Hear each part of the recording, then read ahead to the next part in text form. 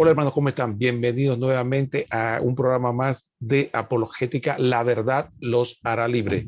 El día de hoy está con ustedes Adrián Castro desde la Isla del Encanto. y Roquel Cárdenas, que le transmitimos desde Panamá.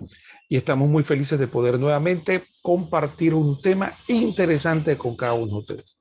Ustedes probablemente recordarán que en el último programa estuvimos hablando del origen de la Biblia, un tema interesantísimo, y que mi hermano Adrián en ese momento les comentó de que en un segundo programa íbamos a continuar hablando de otro tema que también es de palpitante actualidad, que es el tema de los libros deuterocanónicos. Hoy esa realidad se va, o eso se va a hacer realidad. Hoy vamos a hablar de los libros deuterocanónicos. Adrián.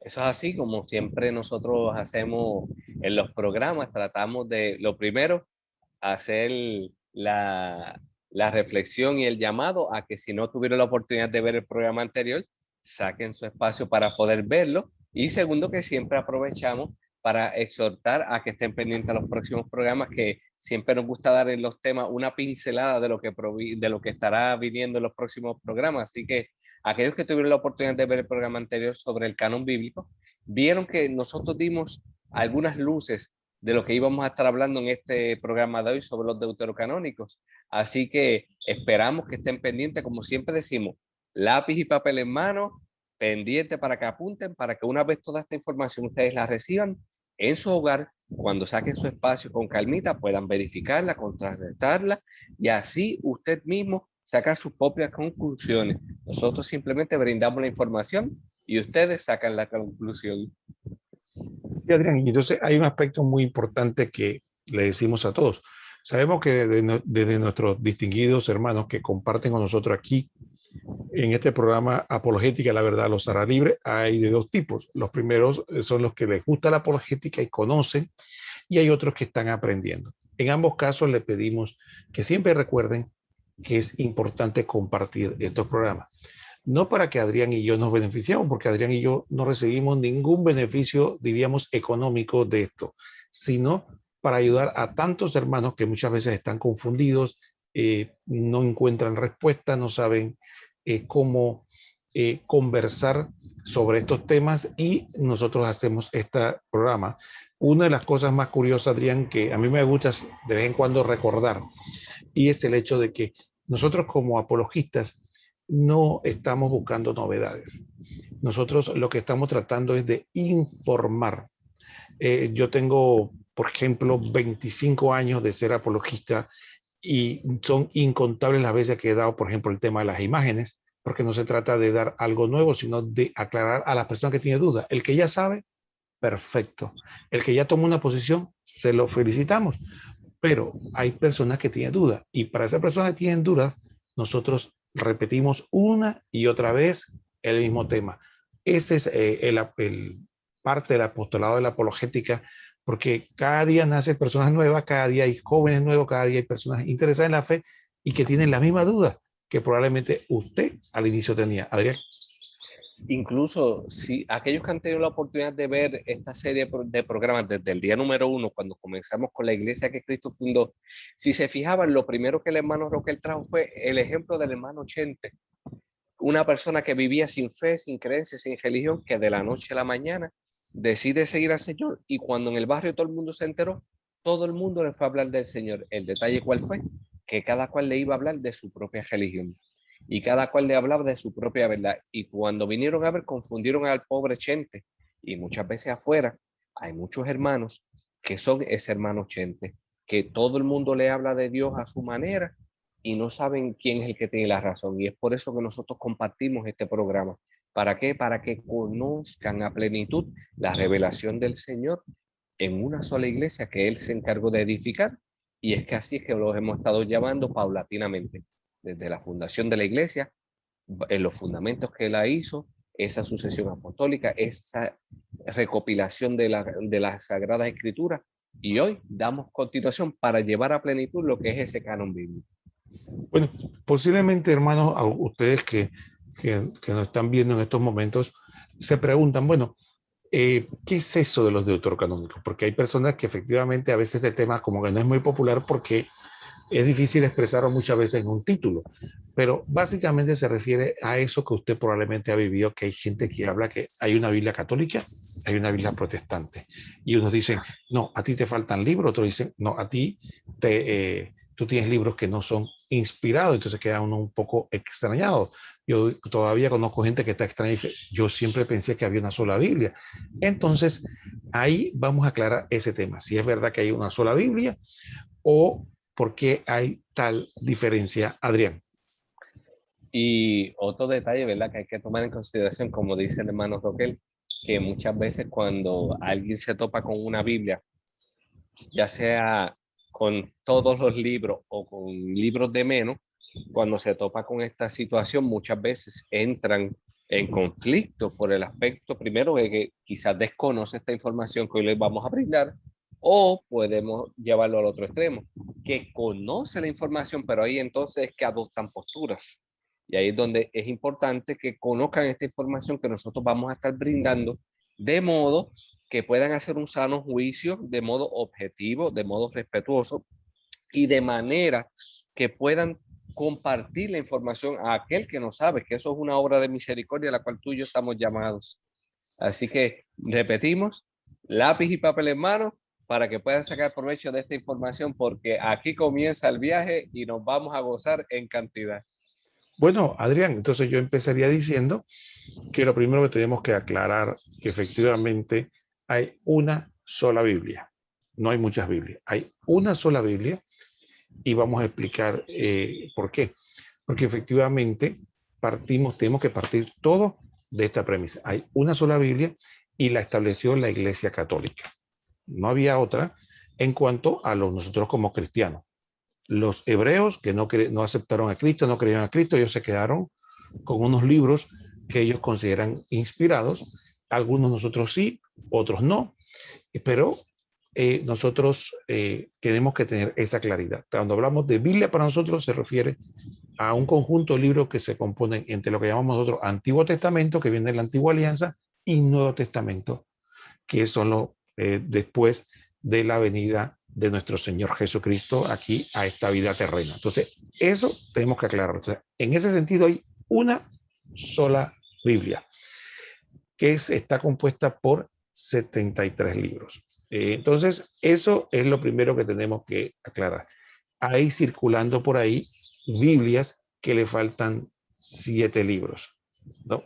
Entonces, ahí poco a poco vamos a ir hablando de eso, pero eso, como diríamos, Adrián, para establecer como un punto de partida. Entonces, usted lo primero que tiene que hacer es ir allá, si tiene en casa una Biblia, rápidamente ir a buscar para ver si usted tiene una Biblia completa o usted tiene una Biblia incompleta que le faltan 7 libros. Adrián.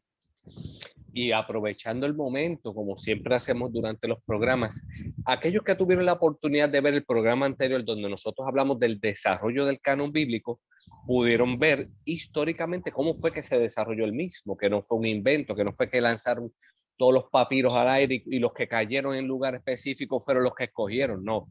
Hubo un desarrollo que claramente invitamos a aquellos que no pudieron verlo, que vean el programa anterior para que entiendan toda esta información que el hermano Roquel y yo ya dimos. Por eso es que nosotros siempre damos esas pinceladas para que conozcan y van a entender cómo en el antiguo pacto los judíos tienen lo que le dice la Torá y la Taná, donde ellos tienen sus 39 libros, donde ellos tienen lo que son los libros inspirados para ellos. Y posteriormente verán cómo la iglesia hizo esa compilación de libros. Ya para el siglo IV, V ya estaban determinados todos los libros. Entonces, volvemos y repetimos, esto no es algo que tiraron a la suerte, no es algo que jugaron Team Marín de los Tingües, no, no, no. Esto fue algo a través de los siglos que se fue recopilando con la autoridad que proviene del Señor. Y hoy vamos a hacer la aclaración de por qué es este tema tan y tan controversial que siempre surge sobre los libros deuterocanónicos. Muy bien, Adrián, yo procedería a explicar fundamentalmente lo que estamos hablando ahora y es lo siguiente. Fíjense una parte importante. Partamos haciendo un resumen hacia atrás. Jesucristo, cuando estaba en su vida pública, en su vida terrena, no existía unanimidad en cuanto a qué libros eran inspirados o no. Básicamente había diversas opiniones. Lo que todos estaban de acuerdo que el Pentateuco, es decir, los primeros 5 libros de la Biblia que se considera que fueron escritos por Moisés, eso sí todos aceptaban como que estaban inspirados.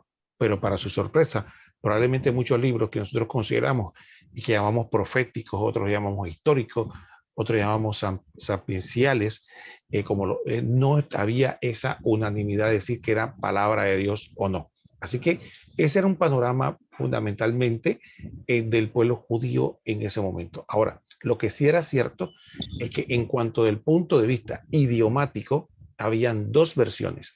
Una que era la versión que estaba en hebreo, ¿no? Y que le llamaban palestiniense, y había una segunda versión que es la versión de los 70. Esa versión de los 70 fue escrita, se tomó según la tradición, más o menos un siglo, entre 350 y 250 antes de Cristo. Acuérdense que las fechas de Cristo van en descenso hacia cero, así que empezaron el 350 y terminaron más o menos el 250. No son fechas exactas, pero es para dar una idea solamente. Entonces, ¿qué ocurre? Dice que se convocaron 72 hebreos eruditos para que no solo seleccionaran qué libros el pueblo judío consideraba como inspirados por Dios o eran parte de su sagrada escritura, sino que la tradujeran del hebreo al griego. Y ese trabajo se completó y a esa versión se le empezó a llamar popularmente como la versión de los 70 o la Septuaginta. Entonces, en la época de Jesús, cuando Jesús estaba en su vida terrena, teníamos esas 2 versiones, en hebreo y la griega. ¿Qué ocurre? ¿Cuál es la diferencia idiomática aquí, Adrián y distinguidos hermanos? Es que hagamos la analogía, ¿no? Vamos a decir que es como ahora mismo en América, ¿no? América en su conjunto. Usted en América, usted si domina básicamente 2 idiomas, usted se puede comunicar con muchas personas. Si usted habla español y habla inglés, eso es lo común, ¿no? Pues usted puede estar incluso en Canadá, donde hablan francés, pero probablemente la gente hablará inglés y entenderá inglés o español. Y viceversa, usted puede estar en un país como Brasil, donde tal vez el español no es el idioma oficial, pero probablemente hablando español o inglés, usted se pueda comunicar. ¿Por qué? Porque son idiomas muy conocidos, muy extendidos. Entonces, algo parecido ocurría en la época cuando Jesús tenía su vida terrena. Estaba el griego, que vendría siendo como el inglés actualmente, que es un poco más comercial o universal, y estaba el latín, que era el idioma del imperio. Pero en esos 2 idiomas que estaban vigentes en ese momento se utilizaban. Entonces, ¿qué ocurre? Cuando los apóstoles obedecen a Jesús y salen a predicar, ¿qué encuentran? Se van a encontrar y hagamos la analogía, ¿no? Para hacer la comparación. Digamos que fueran a predicar con un territorio como América. Bueno, tal vez encontraron un gran territorio que hablaba griego, pero tal vez encontraron otro territorio que no hablaban griego.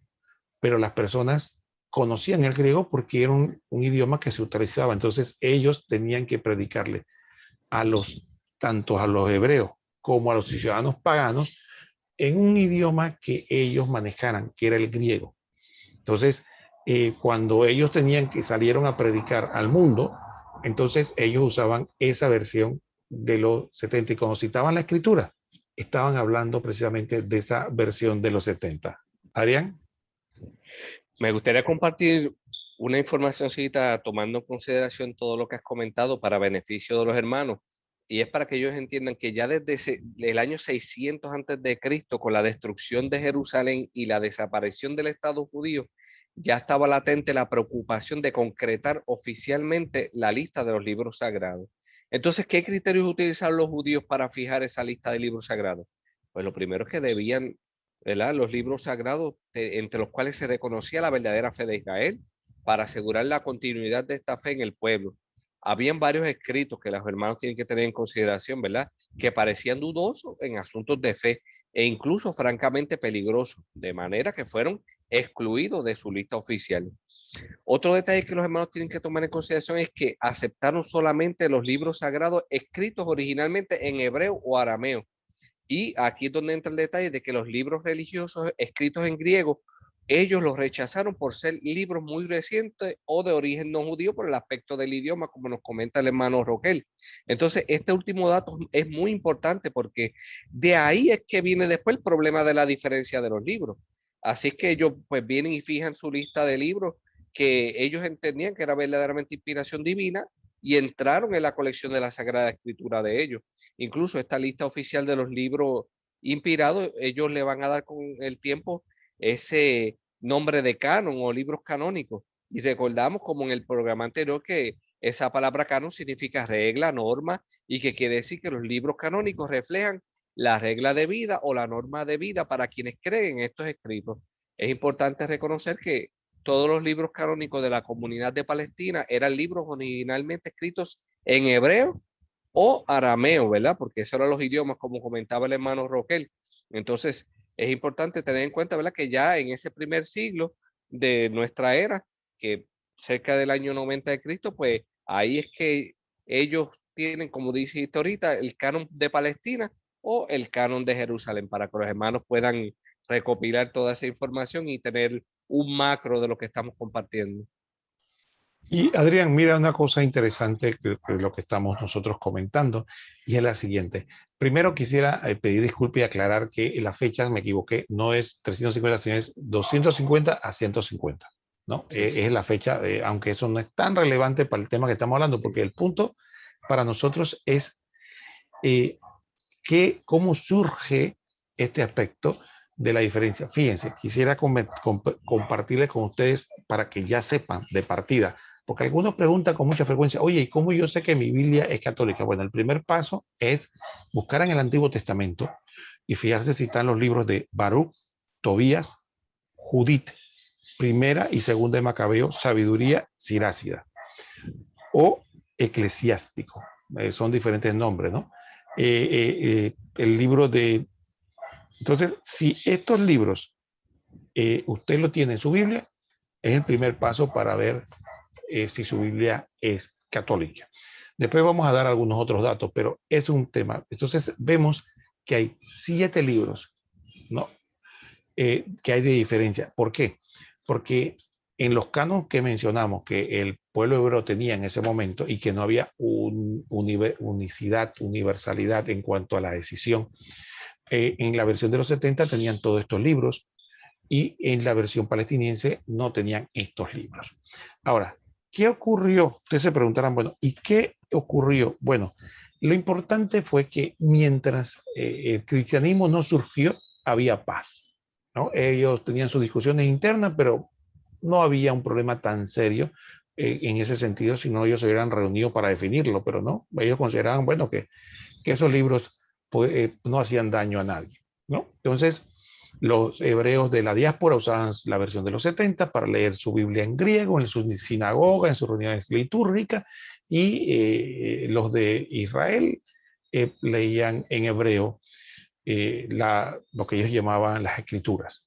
Entonces, efectivamente, no había problema. ¿Qué pasa? Surge el cristianismo. Apenas surge el cristianismo, los hebreos se le oponen con ferocidad, dicen que Jesucristo es un falso profeta y empiezan a atacar cada vez. No solo en Israel, sino fuera de Israel. Tenemos que leer la Sagrada Escritura, el Nuevo Testamento, cuando veamos que Pablo, cada vez que iba a una población a predicar, iba primero a la sinagoga.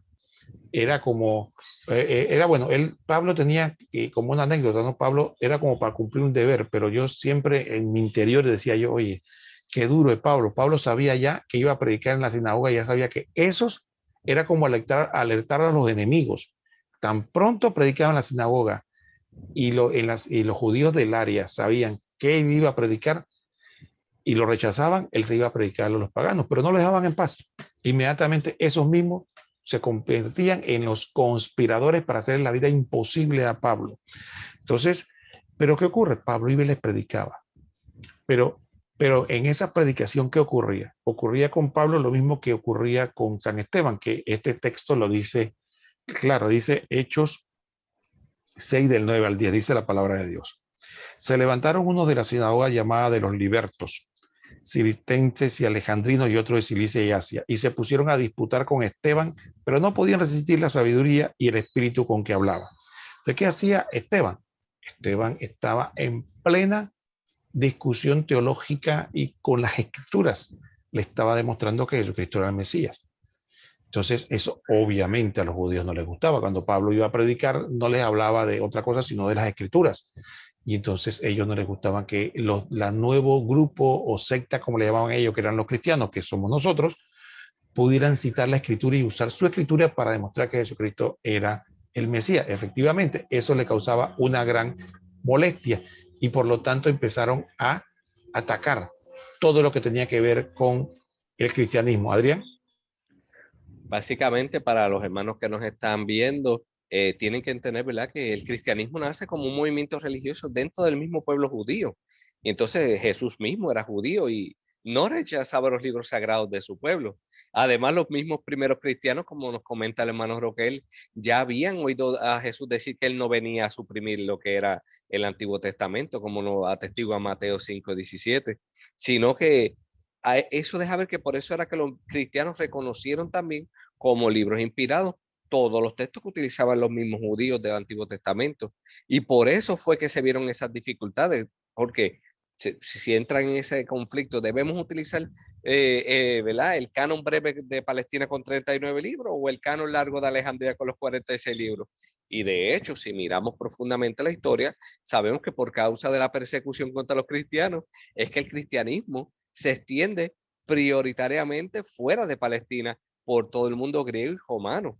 Entonces, mirando eso con detenimiento, podemos ver que al menos en su redacción definitiva y cuando los libros del Nuevo Testamento se citaban a los libros del Antiguo Testamento, por decir más de 300 veces aproximadamente, naturalmente siempre se iban a citar en griego y siempre iba a ser según el canon de Alejandría.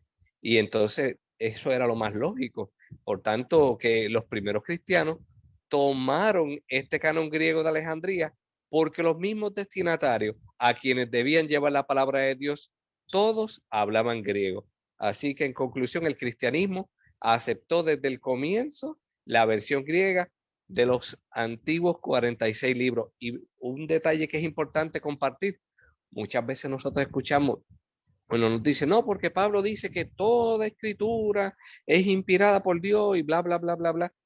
¿Sabe qué era lo que estaba citando San Pablo como toda escritura? La Septuaginta, que dicho sea de paso, incluye los libros deuterocanónicos. Roquel. Entonces, ¿qué ocurre, hermanos? Como muy bien Adrián ha hecho un excelente resumen, nos ha explicado todo esto para que vayamos viendo la historia, ¿no? Entonces, imaginémonos, hagamos un mapa imaginario, histórico de lo que estaba pasando. Estaban los apóstoles predicando, estaba todo el cristianismo se estaba creciendo en franco desarrollo. Entonces, ¿qué pasa? Los hebreos empezaron a preocuparse porque ya los perseguían, los atacaban, pero no había manera de detenerlos. Y ellos querían acabar con esa supuesta herejía del judaísmo y ya no les importaba porque en un momento el cristianismo dejó ya de hablarle a los hebreos y se dedicó más a hablarle a los paganos, pero incluso eso les molestaba. Así que ellos quisieron al máximo contrarrestar la influencia cristiana y tuvieron una reunión. Y óigame que este detalle es muy importante. Los hebreos, más o menos 60 años después, en el año 90, después de Cristo, tienen una reunión. Y esa reunión, ¿cuál era el propósito? Era de ver cómo podían frenar dentro del pueblo judío el crecimiento del cristianismo y supuestamente desautorizar de que ellos no podían usar las escrituras, no tenían la autoridad de Moisés y etcétera, y etcétera. Entonces, ¿qué ocurre? Hacen una reunión en Yamnia. Ahora, ¿por qué este detalle es importante? Porque hay gente que erróneamente le pone un nombre que no es correcto. Le llaman concilio y eso no es cierto. Y voy a permitir a leer una cita de un especialista hebreo que se llama H. Greitz. Dice, no existe unanimidad en cuanto a la existencia histórica de este concilio en el sentido que entendemos los cristianos, como lo sería, por ejemplo, el Concilio de Trento u otros, pues no se dieron las formalidades propias como un cuerpo de eruditos para promulgar decretos, etc.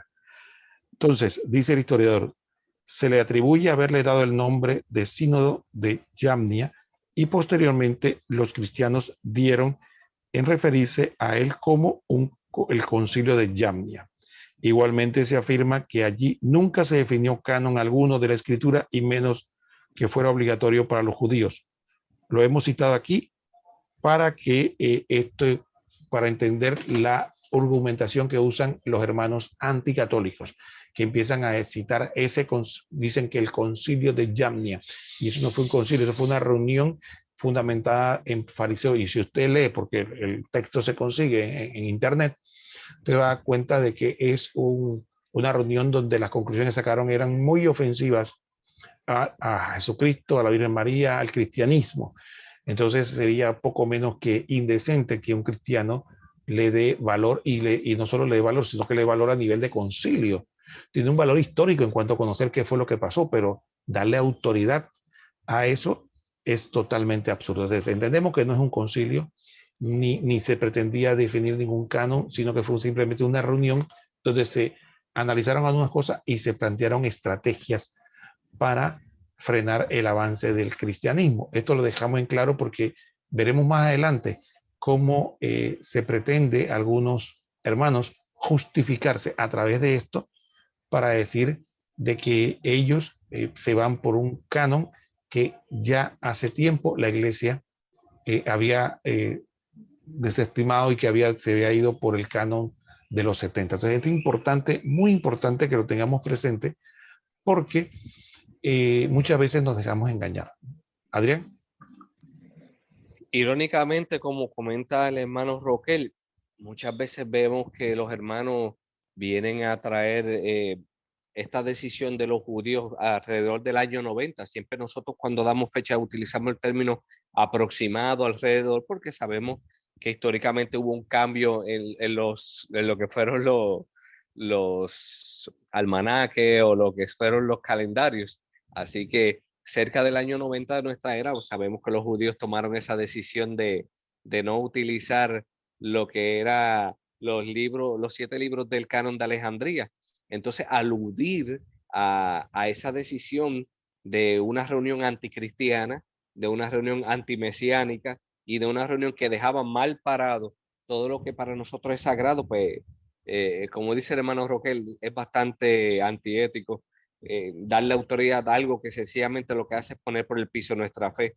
Irónicamente también podemos ver que el hecho de esta decisión de los judíos porque vieron que los cristianos estaban comenzando a escribir nuevos libros.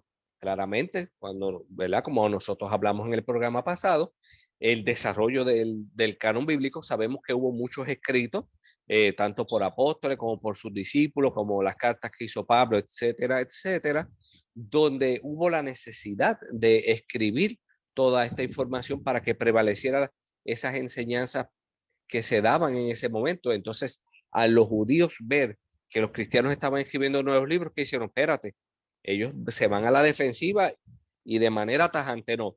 De aquí para adelante nada tiene que ver, solamente lo que ya nosotros conocíamos, que era lo que posteriormente se le conoce como la Taná o los 39 libros que ellos decidieron adoptar, que es lo que nosotros llamamos el Antiguo Testamento, sin los libros deuterocanónicos por los argumentos que ya hemos hablado. Para no redundar, no vamos a seguir hablando de lo mismo. Hermano Roquel. Sí, entonces siguiendo con la historia, Adrián, para nuestros distinguidos hermanos, entonces fíjense algo interesante. Después ya el cristianismo sigue creciendo, ya el cristianismo toma su camino y bueno, sabemos que estuvo en persecución durante casi 400 años. El Imperio Romano tuvo una cruenta persecución contra el cristianismo, así que malamente podríamos organizar.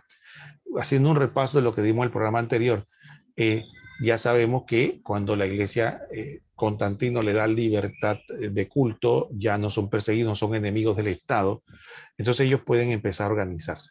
Y tempranamente ya en el año 382 al 397 en el Concilio de Roma, Hipona y Cartago, la iglesia infaliblemente define para los católicos, escúcheme bien, para los católicos, ¿qué consideramos nosotros nuestro libro sagrado o lo que hoy día llamamos la Biblia? Y ahí estaba compuesta 73 libros, ¿no? 27 en el Nuevo Testamento, 46 en el Antiguo Testamento. Fundamentalmente esa es nuestra Biblia, esa es la Biblia católica que se fundamentó ya en el siglo IV Así que, imagínense, estamos en el siglo XXI y hay 17 siglos, ¿no? Aproximadamente 17 siglos o 1700 años, como quiera ver, que ya nosotros definimos quiénes son libros inspirados para nosotros, ¿no? Y es importante que lo tengamos presente. ¿Por qué lo reitero?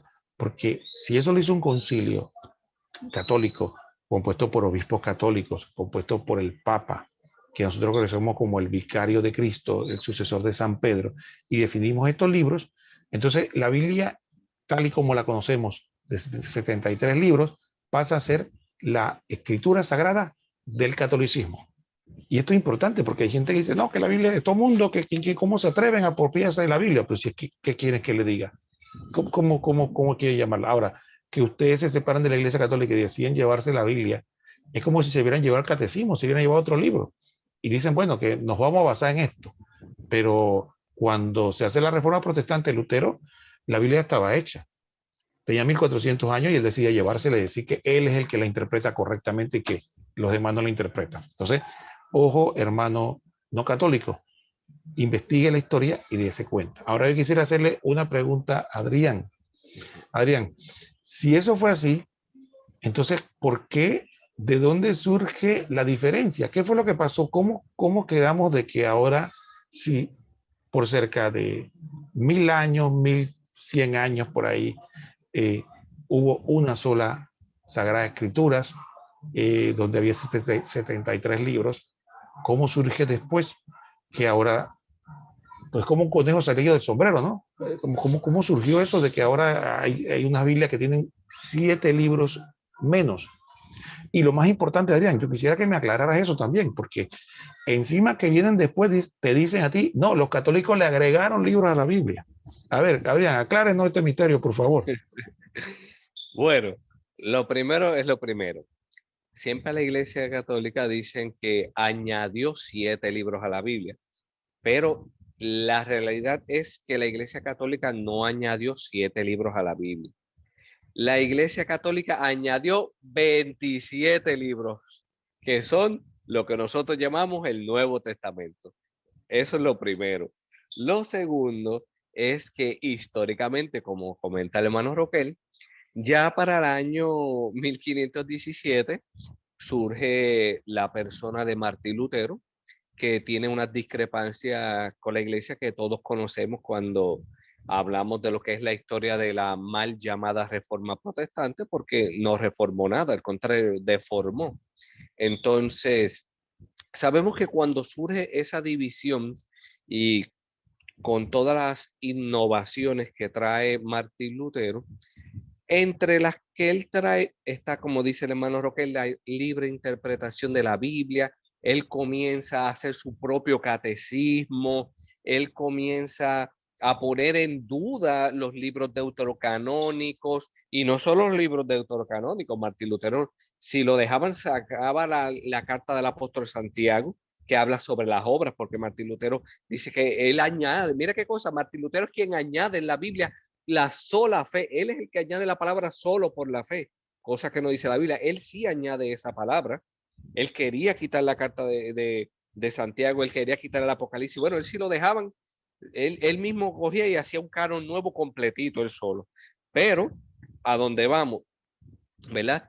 Mucha gente dice que fue Martín Lutero que los quitó. No, Martín Lutero, él los puso en duda. Él como que los puso en una esquinita, como dicen por ahí, pero él en ningún momento los quitó. Si lo dejaban, como te digo, quitaba muchísimos más libros, como puse el ejemplo, Santiago, Apocalipsis, entre otros muchos libros más. Ahora bien, ¿quién verdaderamente quita los libros deuterocanónicos en la Biblia? Se llama nada más y nada menos que las sociedades bíblicas. Las sociedades bíblicas son quienes vienen y quitan eso de los libros deuterocanónicos. Incluso ustedes pueden ir a los portales de internet oficiales de sociedades bíblicas, y una de esas sociedades bíblicas, por ejemplo, la Trinitaria, ellos mismos son los primeros que dicen que ellos desde su fundación no quieren saber nada de esos libros que están en griego, que ellos se adhieren al canon esto de los judíos, que era lo que hablábamos ahorita, se están adhiriendo a unas cosas que son anticristianas. Luego entonces hablan de las otras sociedades bíblicas que sí utilizan los libros deuterocanónicos y los ponen hasta como si fuesen cosas satánicas, no, que nosotros no tenemos que ver nada con ellos, que eso es un caballito de Troya que también utilizan las otras sociedades bíblicas, que las unidas, que vienen y dicen, no, aquí tenemos la Biblia con los deuterocanónicos. Es que la Biblia siempre ha tenido los deuterocanónicos. Ese caballito de Troya del Dios habla hoy para venderte una Biblia ecuménica o interconfesional, mira, eso es lo que te meten ahí el caballo de Troya con todas sus traducciones mal hechas. ¿Usted quiere una Biblia con los 73 libros? Cómprese una Biblia católica. Eso es lo que usted tiene que hacer. Así que históricamente sabemos que Lutero puso en tela de juicio estos libros y las sociedades bíblicas fueron quienes los removieron. Y un dato más adicional para pasar el turno a mi hermano Roquel. Irónicamente, la primera Biblia del Oso o Reina Valera, como le quieran llamar, ya traían los libros deuterocanónicos, que no pueden decir que eso fue un invento de la Iglesia Católica. Las primeras Biblias protestantes traían los libros deuterocanónicos, que sociedades bíblicas posteriormente, por razones económicas o las que quieran inventar, sacaron los libros, ya ese no es problema nuestro. Eso, la bola, como dice el refrán acá, está en su cancha.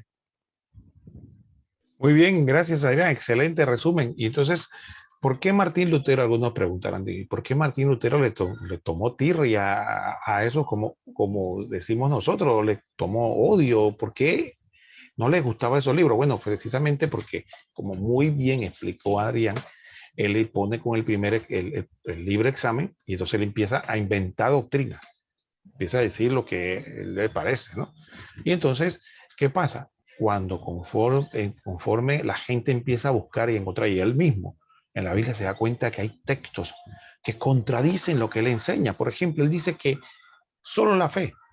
Entonces dice Santiago que la fe sin obra está muerta. Entonces dice, oye, esto me contradice. Así que esa es le llamaba una encíclica perdón, le llamaba una epístola, perdón, de paja. Imagínense cómo se expresaba. ¿Por qué? Porque encontraba un argumento sólido contra su enseñanza. Después buscó por toda la Biblia que dijera que solo la fe basta, ¿no? Y no encontró la palabra solo fe. Entonces él decidió en su traducción agregar que el justo solo por la fe vivirá, ¿no? Entonces, para decir que la Biblia decía que solo por la fe.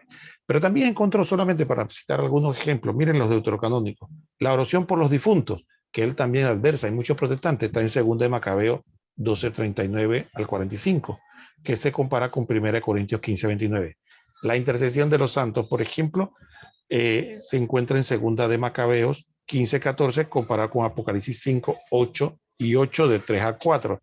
Y tenemos la intercesión mediadora de los ángeles que aparece en Tobías 12:15, que podemos comparar con Apocalipsis 5:8. Entonces, vemos solamente como unos ejemplos cómo en los libros deuterocanónicos encontramos enseñanza que los católicos han enseñado desde siempre, encontramos doctrina que los católicos han enseñado desde siempre, pero que a Lutero no les gustaba. Entonces él empezó a decir que esos libros no eran inspirados. Entonces ustedes dirán, ¿y qué argumentó? Eso es lo que vamos a conversar de ahora en adelante. ¿Qué argumentos se usaron y que todavía se usan y que probablemente algunos son más técnicos que probablemente el protestante de a pie ni siquiera los conoce? Hay otros que son menos técnicos y que vamos a ver que son los que repiten. Por ejemplo, el primer argumento es que no eran escritos aceptados por los hebreos, cosa que es falsa. ¿Y en qué él argumentaba? De que decía que en Yamnia, casualmente que no fue un concilio, ni fue nada, ni era un estudio del canon hebreo, por decirlo así, o el canon del Antiguo Testamento, sino que fue una reunión anticristiana, como ellos rechazaron ese canon, entonces él dice que él se va a regir por la autoridad de los hebreos. Ahora, ¿por qué tenemos este tema? Porque entonces Martín Lutero se adhiere a eso y decide declarar no buenos, vamos a decir, y los puso aparte. Ahora, ¿qué pasó con las sociedades bíblicas que menciona? Dieron un paso grave. Empezaron a enseñarle a la gente que esos libros ya no eran deuterocanónicos, sino que eran apócrifos. Y vamos a aclarar qué es deuterocanónico y qué es apócrifo. Tanto en el Nuevo Testamento como en el Antiguo Testamento el canon se fue desarrollando poco a poco. Entonces hubo libros que fueron aceptados al principio sin mucho problema y otros que fueron aceptados posteriormente. Por ejemplo, un libro deuterocanónico dentro del Nuevo Testamento era Apocalipsis. El libro de Apocalipsis fue muy debatido y fue aceptado casi al final. Entonces, ¿qué se quiere decir con los protocanónicos y deuterocanónicos? Protocanónicos es que fue aceptaron rápido, prontamente, sin mucho debate. Los deuterocanónicos fueron aceptados después, pero ambos son considerados inspirados. En el Antiguo Testamento también ocurrió lo mismo. Hubo libros que fueron aceptados de primeras, como decíamos, por ejemplo, el Pentateuco de salida, y otros libros que fueron aceptados poco a poco. Y estos que llamamos nosotros deuterocanónicos, que fue escrito en griego, fundamentalmente, que mencionamos, y vamos a recordárselo por si no lo sabe, no escucharon, que es Baruch, Tobías, Judith, primera y segunda de Macabeo, Sabiduría y Siráside, que son libros todo del Antiguo Testamento, entraron o fueron aceptados posteriormente. ¿Por qué decimos que es una falacia? Porque los hebreos que tradujeron, hicieron la versión de los 70, fueron 72, según la tradición, judíos eruditos, que fueron y tomaron todo lo que ellos consideraban en su escritura sagrada e hicieron la traducción y convirtieron eso en una traducción distribuida en todo el pueblo judío. Entonces, como que ahora, ¿con qué autoridad en Yami a una reunión de unos cuantos deciden esto? Primero. Segundo, la versión de los 70 sí viene del pueblo judío. Y tercero, tenemos que tener algo muy importante. Si usted acepta que en Yami es que tenían la autoridad, entonces había que rechazar todo el Nuevo Testamento porque ellos rechazaron y dijeron que solo estos libros son inspirados y no hay más nada. Entonces ellos rechazaron el Nuevo Testamento. Entonces, ¿cómo usted dice que unos tienen autoridad para esto y otros para otro? Ya para esa altura, la autoridad había sido pasada a los apóstoles. Jesucristo le había dicho, ustedes son los que tienen autoridad. El que usted escucha, a mí me escucha. Y el que usted rechaza, a mí me rechaza. Ya la autoridad dejó de estar en el templo de Jerusalén y entre el Sanedrín. La autoridad la tenían los apóstoles, por lo menos para nosotros los cristianos. El que no cree en Cristo, que le conceda autoridad a quien él decida. Pero nosotros que somos cristianos, le concedemos autoridad a los apóstoles, a la tradición apostólica, a la iglesia, que fue la que entonces, a partir de esa, con la autoridad que le dio Cristo, define cuáles son los libros inspirados o no. Adelante, Adrián. También me gustaría compartir un dato histórico que le vuela la cabeza a muchos y cuando se hace señalamiento de los deuterocanónicos y que si el idioma griego y todo aspecto, algo que sucedió en el año 1947 es que los arqueólogos descubrieron en Qumran, Palestina, escritos muy antiguos y encontraron entre ellos los libros de Judith, Baruch, Eclesiástico y Primera de Macabeo, escritos originalmente en hebreo y el libro de Tobías en arameo, que esto quiere decir que solamente los libros de Sabiduría y Segunda de Macabeo fueron redactados en griego. Así que el famoso argumento de no aceptar los 7 libros por estar escrito en griego, eso se cae solito de la mata. ¿Qué tú crees, Joaquín? No, y también, Adrián, fíjate otro argumento. Miren, hermanos, ahora en adelante vamos, Adrián y yo vamos a conversar un poco de los supuestos argumentos, pero ya de por sí, miren lo interesante, lo que es la ignorancia. Algunas personas, quiero pensar que de buena fe, le dicen a los católicos, a usted le va a caer la maldición porque la palabra dice que nadie puede agregar ni quitar nada de la escritura y el que le cae eso le va a caer una maldición de Dios porque tocó la palabra de Dios, sin saber que ellos fueron los que se atrevieron, después de 1000 años de haber establecido ya el canon bíblico, cuál es la palabra de Dios inspirada, empezaron a sacar los 7 libros, empezaron a dudar de ellos y no fue hasta el año 1800, digo, en el siglo XIX. 19. El siglo XIX sacaron alegremente 7 libros de la Biblia y tienen una estrategia que sigue resonando hasta hoy en día, porque eso es lo que repiten ellos a las personas que pertenecen a sus grupos, de que los católicos agregaron 7 libros a la Biblia y las personas de manera acrítica, sin investigar la historia, repiten lo mismo y le dicen al católico desprevenido, oye, tú sabes que tu Biblia tiene libros que no son inspirados, o te dicen, no me cites esos libros, que esos libros son apócrifos. Entonces, ¿qué significa apócrifo? Que es un libro que no es inspirado, que no es aceptado por Dios, pero es falso porque esos libros los sacaron ellos. Ellos decidieron no tomarlos en cuenta. Entonces la pregunta es la maldición de sacar libros de la Biblia o de atentar contra la Sagrada Escritura, ¿de quién es? Ahora, el otro argumento interesante aquí, Adrián, es el siguiente. Mira este argumento, dice, los libros deuterocanónicos no son inspirados. ¿Y cuál es la razón? Porque en el Nuevo Testamento no existe referencia a ellos. Entonces, ¿qué pasa, Adrián? Entonces, en pocas palabras, la inspiración de los libros del Antiguo Testamento se da porque deben ser referenciados en el Nuevo Testamento. Ahora, observemos esto. Los libros Cantar de los Cantares, Eclesiastés, Esther, Abdías, Sofonías, Jueces, Primera Crónicas, Esdras, Nehemías, Lamentaciones, Nahum, no son citados directamente en el Nuevo Testamento. Entonces, si el criterio de inspiración es que tiene que ser citado en el Nuevo Testamento, entonces todos esos libros también tenían que haberse sacado. Entonces, ¿por qué sacaron unos sí y otros no? Así que ese argumento no tiene peso. Adrián. Dicho sea de paso, si miramos en el mismo Antiguo Pacto, se hablan de libros que ni siquiera están recopilados en el Antiguo Pacto.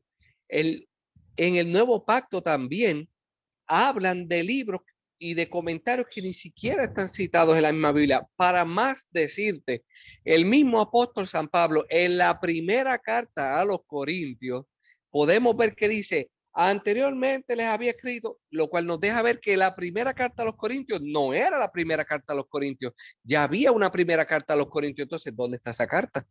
¿Qué vamos a hacer? Si aparece, ¿qué vamos a hacer? ¿La vamos a añadir? ¿Vamos a bajar la primera y la segunda y vamos a ponerle segunda y tercera? O sea, son cosas que si profundizamos, se caen de la mata, como decimos en el barrio.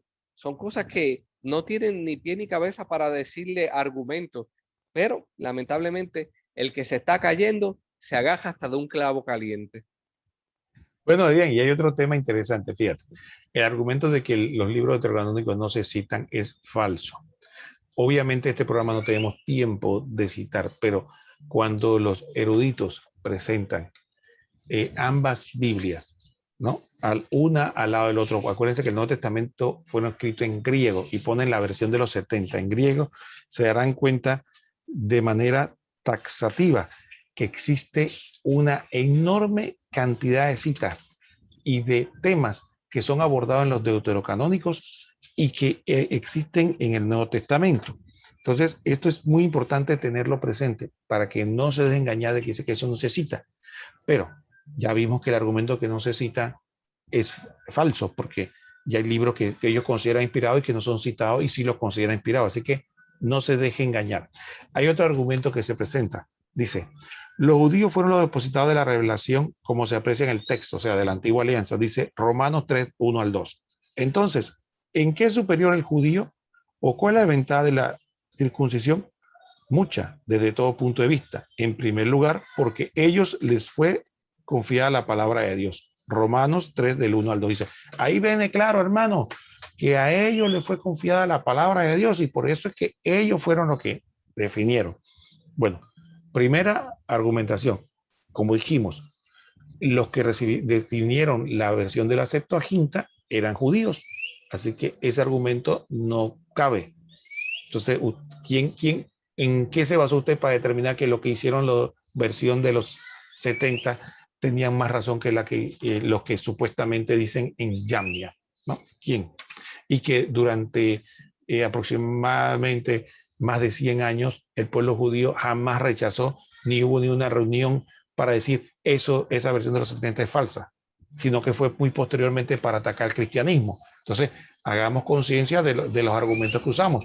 El otro aspecto importante que quería decir sobre esto es que si usted se pone a pensar, cuando Pablo habla de esto, está hablando en pasado, porque ya Pablo estaba diciendo, ya los mismos judíos se estaban oponiendo al cristianismo. Entonces los mismos judíos blasfemaban el nombre de Cristo y atacaban a los no conversos. Entonces, ¿cómo que Pablo le va a conceder autoridad? Y dice, bueno, porque si Pablo le va a decir que a ellos le fue concedida la escritura, entonces le va a decir, bueno, háganle caso a los hebreos y hacerle caso a los hebreos, no creen en Cristo. Entonces, lo que él estaba hablando de que los judíos había que respetarlo porque ellos, como venían de la antigua alianza, a ellos les fue dada las escrituras, porque efectivamente las escrituras del Antiguo Testamento son de origen hebreo todas. Entonces, eso es lo que él está explicando. Había que tener consideración y respeto por ellos, a pesar de las discrepancias que tenían, porque de ellos Dios le dio la promesa a Abraham, de ellos viene la ley, la tradición, la circuncisión, venía y las escrituras del Antiguo Testamento. A eso se refería Pablo, pero no le estaba concediendo autoridad, porque si no, también si ustedes se ponen a pensar, Pablo entonces hubiera tenido que ir al Sanedrín a consultar en vez de ir a Jerusalén de los apóstoles cuando él quería consultar qué era lo que era correcto frente a Dios. Adrián. Bueno, Roquel, antes de proseguir, tengo una duda. ¿Se escucha bien allá? Sí, es que no sé por qué de momento no escuchaba bien, pero mira, no sé si has escuchado también cuando dicen, no, que el libro de Tobías no puede ser inspirado porque afirma que Dios puede perdonar pecados gracias a la limosna. Y por ahí comienzan a descalificar el libro de Tobías. Entonces, ¿qué pasa? Hay un problema que bajo la óptica protestante basada en la sola fide, no hay entendimiento claro de la doctrina del mérito, la cual es interpretada por ellos con una vía donde los católicos compramos el perdón de los pecados por medio de las obras. Y realmente no es así. Los católicos creemos que la salvación es por gracia de Dios, pero también que Dios nos ha dado la gracia de recompensar nuestro sí hacia Él. Si quiere profundizar más, ¿verdad? Una persona, ¿verdad? Yo recomendaría que en este aspecto que lean sobre un estudio sobre el mérito que hizo el señor Charles Journet, que les va a ayudar bien, apúntenlo por ahí, Charles Journet, estudio sobre el mérito para que profundicen sobre esto que digo, porque como dice el hermano, no podemos estar todo ahora expandiéndonos. Pero por lo pronto, yo me limito a comentar que la idea de eso de que Dios recompensando nuestros méritos, ¿verdad? Con sus dones, está ampliamente enseñada en todo el Evangelio, hermano. Mira, ¿qué nos dice Mateo 5:7? Bienaventurados los misericordiosos, porque ellos alcanzarán misericordia. ¿Qué nos dice Mateo 6:4? Para que sea tu limosna en secreto y tu Padre que ve en secreto, Él te recompensará en lo público. ¿Qué nos dice Mateo 6:20? Más haceros tesoro en el cielo, donde ni polilla ni orín corrompe y donde los ladrones ni minan ni hurtan. ¿Qué nos dice Santiago 5:20? Sepa que el que hubiere hecho convertir al pecador de error de su camino, salvará su alma de muerte y cubrirá multitud de pecados. Y así podríamos seguir dando ejemplos bíblicos de que cómo estos, ¿verdad? Gestos nos ayudan, pero no seguimos expandiéndonos para que, ¿verdad? Beneficio de los hermanos, porque sabemos que el tiempo amerita. Roquel, te dejo por ahí. Sí, y Adrián, ya nos queda pocos minutos y yo quisiera dar un último ejemplo, y estamos dando estos ejemplos por vía de algunos beneficios de algunos, porque si han escuchado estos argumentos o no los han escuchado, vean cómo son argumentos falaces, que claro, el que no conoce puede dejarse impresionar. Miren, otro argumento interesante me parece, dice así, en estos mismos libros que se aprecia que no pueden ser inspirados por Dios porque el lenguaje es vacilante. Por ejemplo, en 2 de Macabeo se dice, si ha quedado bello y logrado en su composición, eso es lo que yo pretendía. Si imperfecto y mediocre, he hecho cuanto me era posible. Dice, ¿cómo es posible? Si ahí dice clarito que eso es una obra de él y quedó imperfecta. ¿Y cómo queda imperfecta la palabra de Dios? ¿Cómo se atreve él a decir eso? ¿Se da cuenta? Eso es un libro humano, un hombre, y empiezan, ¿no?, con su retórica y su emoción y su discurso con énfasis. Entonces, él queda el católico asustado. Pero entonces, mire un poquito más adelante. Hay libros que los protestantes aceptan también como inspirados, por ejemplo, como el libro del Coelet que llamamos nosotros. Entonces dice el Eclesiastés, dice 1:1, palabra de Coelet, hijo de David, rey de Jerusalén. Entonces empieza el libro diciendo que es palabra no de Dios, sino palabra de Coelet, ¿no? Y hay otro texto también interesante, que es Eclesiastés también 3:21-22, dice, ¿quién sabe si el aliento de vida de los humanos asciende hacia arriba y si el aliento de la vida de las bestias desciende hacia abajo a la tierra? Veo que no hay para el hombre nada mejor que gozarse en sus obras, pues esa es su paga. Pero, ¿quién guiará a contemplar lo que ha de suceder después de él? Entonces, aquí vemos una serie de frases, hermanos, donde él está poniendo en duda todo. ¿Qué lenguaje más inseguro? Está preguntando, y a cosas que no le da respuesta. Entonces, si usted ve el libro del Coelet o el libro del Eclesiastés, entonces te diré si ese libro no es inspirado, porque ese libro, mire lo que está afirmando, ¿no? Entonces está poniendo en duda incluso la vida eterna, está diciendo, ¿quién sabe si el hombre, el aliento del hombre va al cielo o no? Otro ejemplo, ¿qué dice Lucas cuando empezó su evangelio? Que, que él es uno más que ha hecho empeño de buscar la vida de Jesús y que él hizo investigaciones personales y ha hecho esta compilación. En ningún momento Lucas dice, no, aquí voy a hablarle de la palabra de Cristo, ni siquiera se atreve a decir, él dice, hice una investigación de los acontecimientos históricos y le estoy escribiendo este libro con el propósito de que dice, miren la parte interesante de Adrián, dice, después de haber investigado cuidadosamente todo desde el principio, también a mí me ha parecido bien escribir un relato ordenado para ti, ilustre Teófilo. O sea, él no dice, Dios me inspiró. ¿Y esto por qué se da? Bueno, hermanos, sencillamente porque los escritores sagrados no tenían conocimiento que ellos estaban escribiendo libros inspirados, ni tenían conocimiento de que ellos estaban escribiendo un libro que iba a ser parte de la Sagrada Escritura o de un libro sagrado. Ellos simplemente escribieron por inspiración de Dios y Dios los guió dentro de su vida y escribieron el libro sin saberlo. Entonces ellos, a su parecer, era obra humana, era un libro que hablaba de Dios, que hicieron con la mejor intención, pero ellos no tenían conocimiento de su inspiración.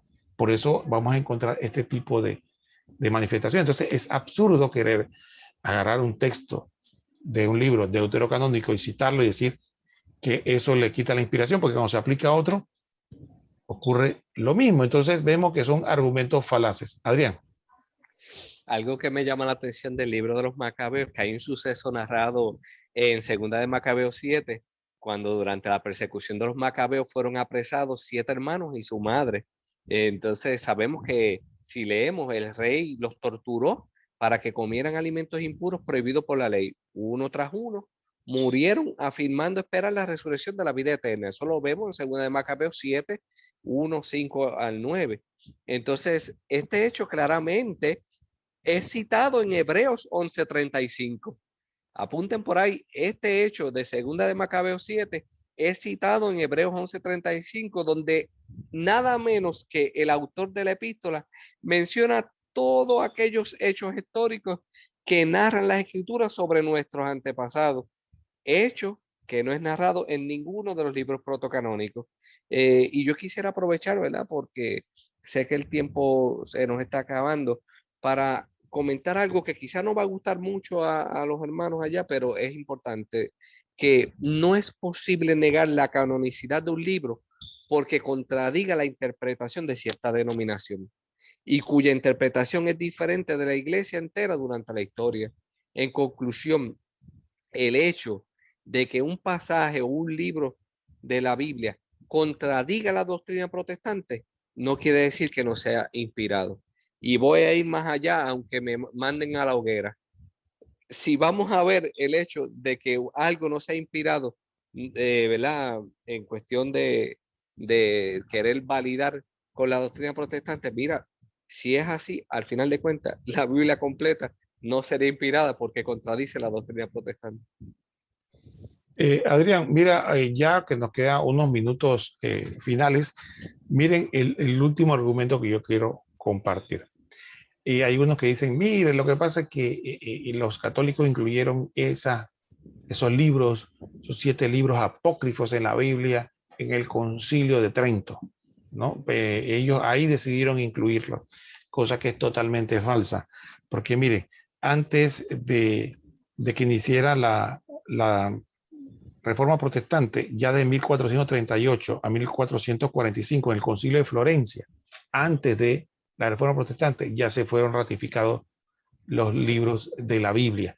Y ya como dijimos, en el Cuarto Concilio de Cartago, en el 419, en el Tercer Concilio de Cartago, en el 397, y en el de Hipona, en el 393, en el de Roma, 382, ya se había definido el canon bíblico. Lo que pasa es que la iglesia muchas veces acostumbra, cuando se da concilios, volver a ratificar lo que ya se había dicho en otros concilios. Hay gente que toma eso. Mire, por ejemplo, en el Concilio Vaticano II, que fue reciente, ¿no? Cuando se habla de la Sagrada Escritura, ahí se mencionan qué libros componen la Biblia, y no fue que se definió en la década del 60 del siglo pasado, sino que se mencionan. Entonces, dicho de otra manera, hermanos, mi conclusión, por lo menos de mi parte, es decirle que los libros deuterocanónicos siempre estuvieron en la Sagrada Escritura. Desde el canon judío ya pertenecían, ya tenían la tradición, y después, posteriormente, la Iglesia Católica los incluyó en lo que nosotros consideramos nuestro libro sagrado, la Santa Biblia, que están compuestas por el Nuevo y Antiguo Testamento. Y que eso fue en el siglo IV. O sea, estamos hablando de aproximadamente más de 1000 años antes de la Reforma Protestante, y que empezaran a dudar de estos libros ya vivieron pacíficamente en la Biblia. Entonces, ¿qué ocurre? Ahí nos mostramos un aspecto importante, Adrián, de la desinformación, ¿no? Y vuelvo a contar la historia, ¿no? Esa es como la historia de alguien que contaban de que alguien encontró, dice que la historia cuenta que un mexicano, ¿no?, se encontró con un español y lo golpeó. Entonces la gente le pregunta, ¿por qué lo golpea? No, porque los españoles vinieron y hicieron esto y esto allá en México. Entonces dice la gente, pero oye, pero si eso pasó hace 500 años. Dice, que yo me enteré ayer. Y este cuento de esta fábula, ¿no? Obviamente, lo que trata de ilustrar es que hay personas que no conocen la historia, y entonces cualquier cosa que le digan de un día para otro, piensa que fue así. Entonces, a mí me tocó escuchar, ¿no? A mí me tocó escuchar en múltiples ocasiones, antes de yo empezar a caminar en los caminos de Dios, a protestantes decir que la Iglesia Católica había incluido 7 libros en la Biblia. Y eso para mí era un quebradero de cabeza, porque yo decía, ¿cómo y por qué y de dónde ellos incluyeron los libros de la Biblia? Y usted que me escucha, que me ve, probablemente conoce a personas, o a usted le dijeron lo mismo. Ahora ya usted sabe que es falso. Ahora, como decía algún filósofo por ahí, cualquiera puede poner una objeción. Lo difícil es dar respuesta. Entonces cualquiera puede hacer un argumento como ese, y mire todo lo que tuvimos que explicar en la historia para poder aclarar algo, pero alguien dice eso sin ningún fundamento y usted le cree. Tenga cuidado de no creer todo lo que escucha ni todo lo que es, sin por lo menos confrontarlo, investigarlo, cuál es el fundamento. Adrián. Y que, como habíamos comentado en el programa anterior del desarrollo del canon bíblico, si verdaderamente la Iglesia Católica hubiese estado corrompida y no hubiese tenido autoridad para recopilar lo que nosotros llamamos la Biblia, entonces todos los cristianos de las diferentes denominaciones no católicas, por obligación moral, tienen que reunirse en un concilio ecuménico y todos ellos buscar todos los libros existentes, y entre ellos mismos verdaderamente concluir cuáles son los verdaderos libros inspirados. Porque si determinan que son los mismos que ya determinó la Iglesia Católica, al final de cuentas le dan la razón a la única iglesia que Cristo fundó.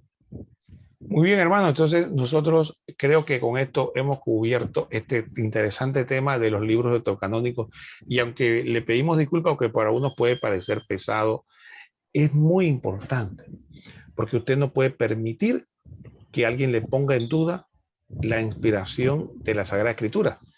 Tenga cuidado, porque hay católicos que cuando van a citar la Escritura y la citan ante un protestante, entonces no se atreven a citar los deuterocanónicos porque no la aceptan. Ese es su problema. Usted cítela. En Segunda de Macabeo dice tal cosa, ¿no? En Tobías dice tal cosa. No, que esos son libros apócrifos. Bueno, usted no lo reconoce, pero para mí es palabra de Dios. Entonces, esconder la palabra de Dios porque el otro no la reconoce, ¿no le parece un poco extraño? Entonces, tengamos cuidado, ¿no? Tengamos cuidado, porque ellos abiertamente mantienen sus argumentos, lo sacaron y no lo reconocen. Entonces nosotros, ¿por qué lo vamos a esconder? Igual pasa con la Virgen María, ¿no? Porque el otro no la acepta, entonces usted no se atreve a mencionar a la Virgen María, no, porque el otro se ofende, ese es su problema. Yo no veo problema con eso. Si usted, si el otro se ofende porque usted menciona a la Virgen María y usted va a ocultar a su mamá, bueno, esa es decisión suya, pero a mí no me parece correcto. Adrián. Ahí está claramente el pecado de omisión que muchas veces los hermanos no se dan cuenta y es importante luchar contra el mismo. Nosotros estamos llamados a llevar la buena nueva a todas partes y no podemos estar cayendo en ese pecado de omisión. Estamos llamados a llevarla y ay de mí si no lo hago. Hermanos, esperamos que la información haya servido de ayuda. Como siempre decimos, compartan esta información, dejen su comentario en la sección de comentarios, pero sobre todo oren para que este apostolado sea de bendición para todos, porque nosotros simplemente, como dice la palabra, siervos inútiles somos, hemos hecho lo que nos tocaba hacer. Bueno, Adrián, la despedida, que ya tú eres el encargado de dar la despedida. Bueno, pues nada, muchas gracias por todo y será hasta la próxima en este su programa Apologética. La verdad los hará libres. Que pasen buen día, Dios los bendiga.